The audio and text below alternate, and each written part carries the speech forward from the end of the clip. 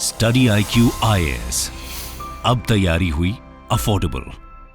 Our youngsters must say, this is my country. I want to work 70 hours a week. You know, this is exactly what Germans and Japanese did after the Second World War. Somehow our youth have the habit of taking not so desirable habits from the West. Narayana Murthy के इस statement को सुनने के बाद corporate world के बड़े बड़े दिग्गजों से लेकर इंडियन यूथ दो हिस्सों में बटा हुआ नजर आया, जहां एक और ओला के CEO भावेश अग्रवाल भी मूर्ति के स्टेटमेंट को सही ठहराते हुए दिखाई दिए और उन्होंने कहा कि हमारे ग्रैंड पेरेंट्स की जनरेशन इंडियन इंडिपेंडेंस के लिए और हमारे पेरेंट्स की जनरेशन रोटी, कपड़ा और मकान जैसी बेसिक नेसेसिटीज के लिए स्ट्रगल करके आगे बढ़ी है। तो वहीं इसके उलट आज का इंडियन यूथ लेजी होता जा रहा है, जबकि ये टाइम यूथ के लिए कम काम करके एंटरटेनमेंट में इंडल्ज होने का नहीं बल्कि स्ट्रगल करके ग्रेटनेस अचीव करने का है। इसी तरह जिंदल ग्रुप के चेयरपर्सन सज्जन जिंदल पीएम मोदी के वर्किंग स्टाइल का एग्जांपल देते हुए ये कहते हैं कि अगर भारत को 2047 तक इकोनॉमिक सुपर पावर बनना है तो इंडियन यूथ को रिग्रेस वर्क के लिए डेडिकेट होना पड़ेगा। इंडिया जैसे बड़े और रैपिडली डेवलपिंग नेशन के लिए वेस्टर्न इकोनॉमीज की तरह 4 या 5 डे वीक कल्चर फॉलो करना सही नहीं है, जबकि इसके उलट भारत पे के फॉर्मर को फाउंडर और Shark Tank fame Ashneer Grover Murthy के इस स्टेटमेंट का सोशल मीडिया प्लेटफॉर्म एक्स पर मजाक उड़ाते दिखे। यही नहीं, यूथ के एक बड़े सेक्शन ने भी इस रिग्रेस वर्क स्टाइल को ड्रैकोनियन बताया। साथ ही बहुत से हेल्थ एक्सपर्ट्स ने ऐसे एक्सट्रीम वर्क लाइफ को हेल्थ को ध्यान में रखते हुए गलत बताया। मगर इस सब के बीच प्रश्न ये उठता है कि आखिर इसमें सही कौन है? क्या वाकई भारत और उसकी वर्कफोर्स अपने इकोनॉमिक सुपर पावर बनने के सपने को पूरा करने के लिए सही रास्ते पर है, या हमने वेस्टर्न इकोनॉमीज की देखा देखी अपने वर्क लाइफ बैलेंस के ऐसे आइडियल सेट कर लिए हैं जिनके चलते हमारा भारत हमेशा के लिए डेवलपिंग इकोनॉमी के ट्रैप में फंसा रहने वाला है? आइए आज के इस वीडियो में हम यही समझने की कोशिश करते हैं। तो आज की वीडियो यूपीएससी मेंस के जीएस पेपर 3 के इकोनॉमी सेक्शन के लिहाज से इंपॉर्टेंट है। चलिए शुरू करते हैं आज का डिस्कशन।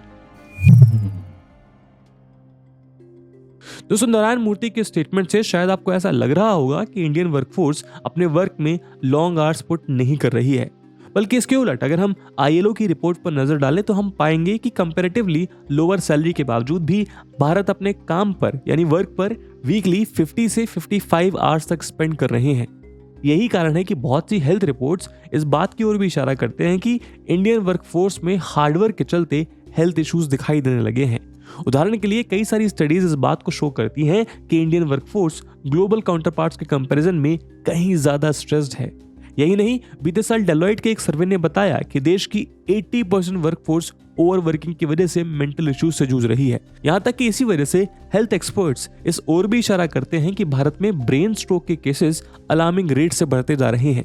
ऐसे में इसी अलार्मिंग ट्रेंड को देखते हुए बीते कुछ सालों में भारत में यूथफुल वर्कफोर्स के बीच जॉब और हाई पेइंग की रैट रेस के बजाय वर्क लाइफ बैलेंस और लीजर को प्रायोरिटी दी जा रही है और आज भारत की वर्कफोर्स मेंटल वेलबींग को अपनी प्रायोरिटी बना रही है। हालांकि इस बीच इस बात को भी पॉइंट आउट किया जाता है कि वर्क कल्चर में प्रोडक्टिविटी का parameter number of hours per week नहीं बल्कि एफिशिएंसी होनी चाहिए, जहां एक एम्प्लॉय के वर्क प्लेस पे ज्यादा से ज्यादा आवर्स स्पेंड करने के बजाय एम्प्लॉय की प्रोडक्टिविटी और एफिशिएंसी और परफॉर्मेंस को सेलिब्रेट किए जाने की जरूरत है।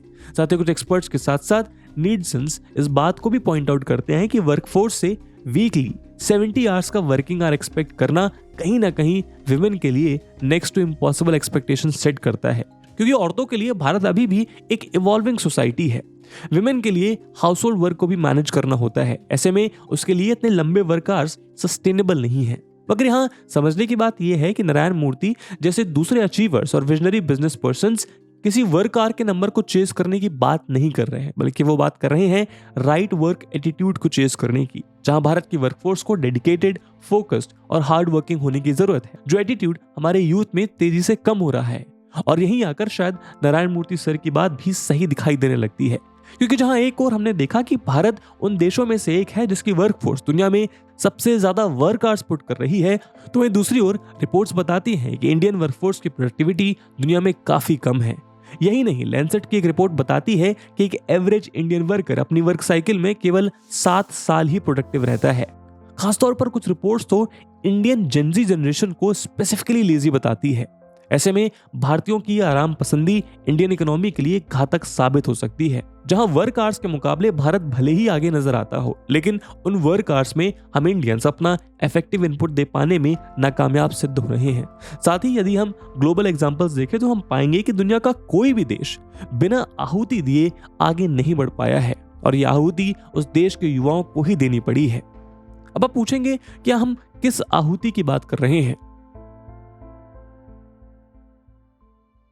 दोस्तों, ये तो आप जानते ही होंगे कि आज भारत दुनिया की 5th लार्जेस्ट इकोनॉमी है, मगर क्या आपने कभी इस लिस्ट पर गौर किया है? क्योंकि अगर आप इस पर ध्यान दें तो आप पाएंगे कि भारत से ऊपर इस लिस्ट में हमें जर्मनी देखने को मिलता है, जिससे एरिया के मुकाबले में भारत 9 गुना और पॉपुलेशन के मुकाबले में ऑलमोस्ट 17 टाइम्स बड़ा है।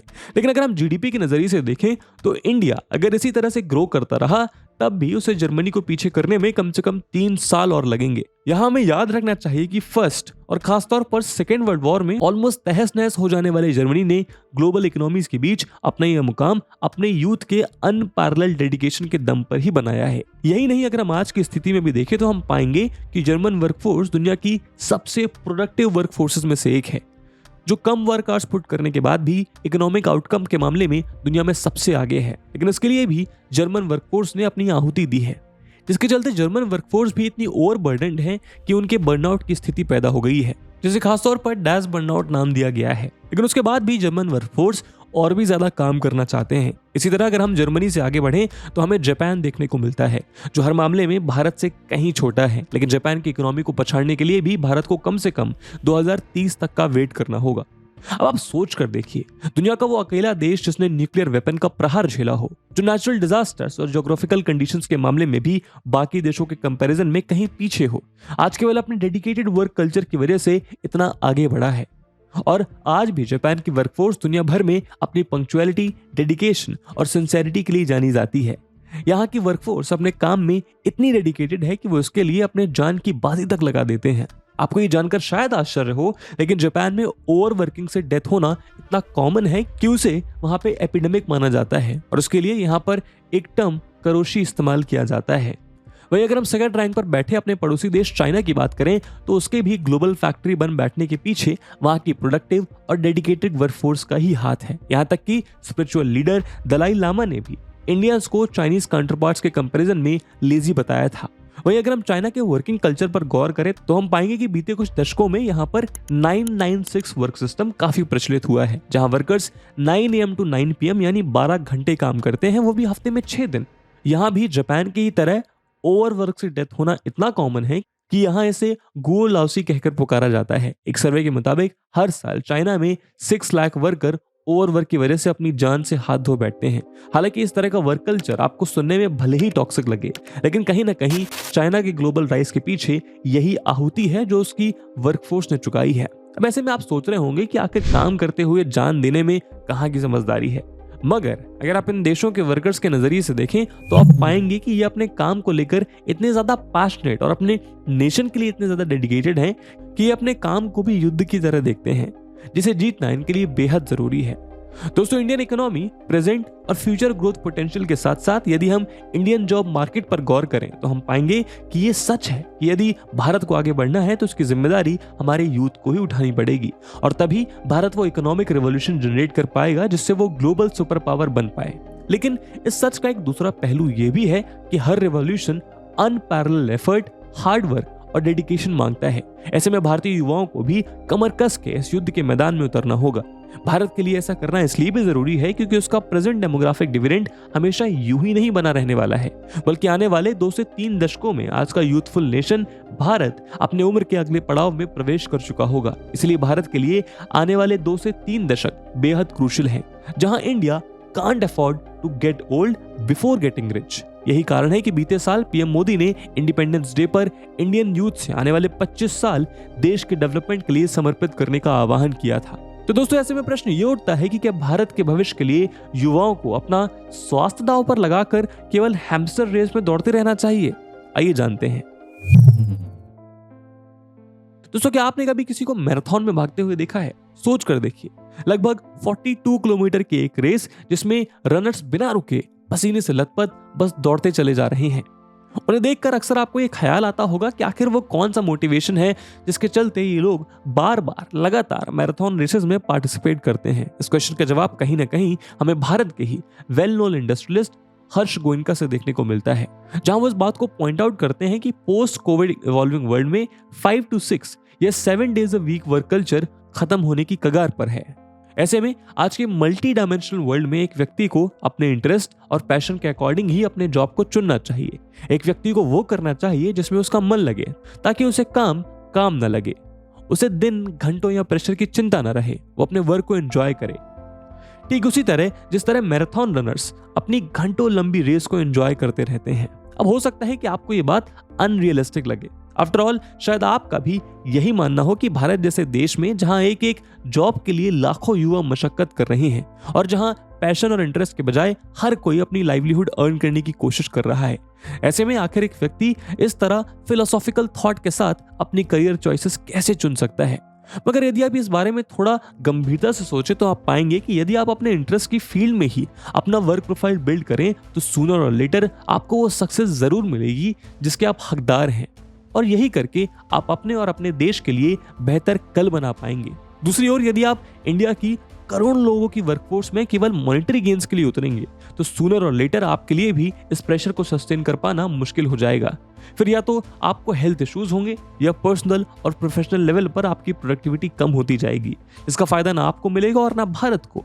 यही कारण है कि हमारे कल्चर में हमेशा से एक व्यक्ति और उसकी प्रकृति के सही बैलेंस पर काफी जोर दिया जाता रहा है। यही कारण है कि हमारे कल्चर में कर्मयोग को एक लाइफ बैलेंसिंग एक्ट की तरह देखा जाता है, जहां एक व्यक्ति अपने कर्मा या वर्क को पूरी निष्ठा से करने में ही अपने लिए सैल्वेशन अचीव कर सकता है, जिससे न केवल वो अपने प्रोफेशनल लेवल पर बल्कि पर्सनल लेवल पर भी एक्सेल कर सकता है। ऐसे में इंडियन वर्कफोर्स को भी अपना वो योगा या बैलेंस ढूंढना होगा जहां वो अपनी पर्सनल वेलबींग और नेशन की प्रॉस्पेरिटी को बैलेंस करके आगे बढ़े। दोस्तों, स्वामी विवेकानंद का यह मानना था कि भारतीयों में एक अनूठी शक्ति है, लेकिन फिर भी हम सब गहरी नींद में सो रहे हैं, जहां से जागना हमारे लिए बेहद जरूरी है। यही कारण है कि वो अक्सर भारतीयों की तुलना स्लीपिंग लेविथन से करते थे, जो कि अपनी नींद में गहरे समुद्र में सो रहा है, जो यदि जाग जाएगा तो सारी धरती पर अपना आधिपत्य जमा लेगा। इसीलिए वो हमेशा देश के युवाओं को ललकार कर कहा करते थे कि उठो, जागो और तब तक मत रुको जब तक मंजिल प्राप्त न हो जाए। ऐसे में हमारे लिए ये जरूरी है कि हम उनकी ललकार और उनके आह्वान पर जागें और अपने देश का एक नया भविष्य लिखें। इसी उम्मीद के साथ दोस्तों आज की वीडियो को हम यहीं विराम देते हैं। इस वीडियो की इंपॉर्टेंस यूपीएससी मेंस के हिसाब से देखते हुए एक सवाल हम आपके लिए छोड़कर जा रहे हैं, जिसको आपको कमेंट सेक्शन में आंसर करना है। And the question is, economic development requires a push towards improving the business environment, increasing labour and product market flexibility and improving governance. Comment. And with this question my friends, that's it for the video. I hope आपको video पसंद आई होगी, और अगर पसंद आई है तो अपने दोस्तों के साथ शेयर करना मत भूलिएगा। हम मिलते हैं अगले वीडियो में, तब तक के लिए जय हिंद, जय भारत। स्टडी IQ IAS, अब तैयारी हुई अफोर्डेबल।